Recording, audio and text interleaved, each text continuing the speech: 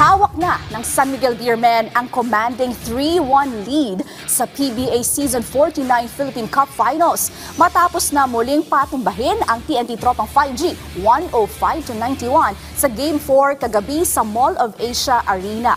Balikan natin ang aksyon sa ulat ni teammate Daryl Oclares. Isang panalo na lang ang kailangan ng San Miguel Beermen para muling mapasakamay ang titulo ng PBA All-Filipino Conference. Ito ay kasunod ng naging tagumpay ng SMB kontra sa TNT Tropang 5G sa Game 4 nitong linggo sa Mall of Asia Arena na nagwakas sa score na 105-91. Matapos ang kanilang mapait na kabiguan noong Game 1, tatlong magkasunod ang itinagay ng Beermen para makapagtala ng commanding 3-1 lead at mas palabuin ang pangarap ng tropa na makasilat ng Grand Slam. Pinangunahan ni Jericho Cruz ang 41-24 scoring outburst ng Beermen sa fourth quarter kung saan dito niya ibinuhos ang 15 sa kanyang kabuuang 23 points para buhatin ang kanyang koponan sa panalo laban sa TNT. Well, yun nga, katulad ng mga sinabi ko before, man step up lang ang ginagawa ko eh. Kumaga, kung pangit yung nilaro or hindi masyadong maganda nilaro ng first group, dito kami ni Don to step up sa second group. So yun lang yung ginagawa namin. Binibigyan din namin ng motivation kasi pag maganda laro namin, pagpasok nila, mas lalong gaganda laro nila eh. So yun, pero gusto ko rin mag-thank you kay Coach dahil sa tiwala niya binibigay sa akin. Hanggang ngayon, meron pa rin.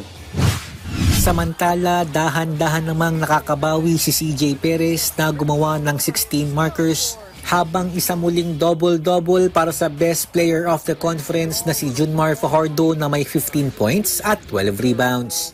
Bukod naman sa kanyang mga starters, binigyang papuri rin ni SMB head coach Leo Austria ang kanyang mga role players tulad ni Cruz na malaking susi rin kung bakit mas napalapit sila sa kampyonato.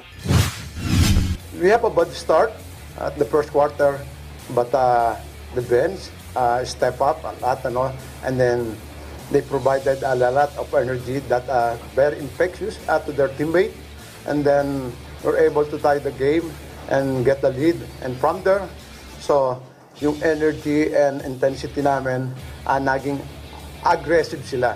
And then nakita nila na the chance is still there, although a very slow start. So yun ang sinasabi ko sa kanila before, the killer instinct. When it comes to end game, so you should not give up. Sa Miyerkules kaagad sa Araneta Coliseum ang Game 5 kung saan magkakaalaman kung tatapusin na ba ng Beermen o hirit pa ng Game 6 ang Tropang 5G. Daryl Oclares para sa Atletang Pilipino para sa Bagong Pilipinas.